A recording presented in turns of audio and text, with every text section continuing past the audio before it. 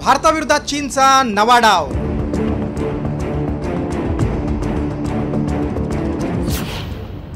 पेंगॉंग जवळ चीनचा हवाई तळ।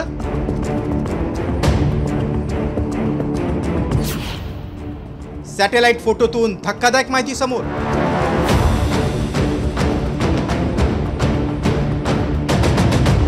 हिंदी चीनी भाई भाई म्हणत भारताच्या पाठीत खंजीर खुपसणारा चीन पुन्हा एकदा दगाफटका करण्याची योजना आखतोय। होय, शत्रू राष्ट्र चीननं लडाखमधील पेंगॉंग सीमेजवळ हवाई संरक्षण तळ उभा केल्याचा अंदाज संरक्षण तज्ञांनी व्यक्त केलाय।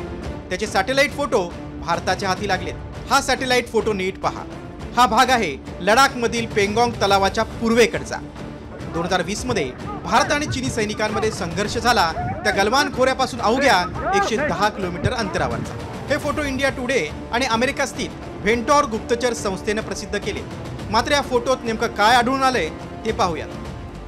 चीनचा नियंत्रण कक्ष, लष्कराच्या बराकी, वाहन ठेवण्याची जागा, लष्करी साहित्य ठेवण्यासाठी गोदाम। एवढंच नाही तर या फोटोतील काही इमारतीत क्षेपणास्त्रांचं प्रक्षेपण करण्यासाठीची जागा तयार करण्यात येत असल्याचाही अंदाज वर्तवला जातोय। तर अमेरिकन गुप्तचर संस्था ऑल सोर्स अनालिसिसच्या अंदाजानुसार चीन येथे HQ-9 सारखी दीर्घ पल्ल्याचा मारा करण्याची क्षमता असलेली क्षेपणास्त्र तैनात केली जाण्याची शक्यता आहे। त्यामुळे अमेरिकेनं चीनसोबत टॅरिफ वॉर छेडल्यानं भारतापुढे चीननं मैत्रीचा हात पुढे केलाय।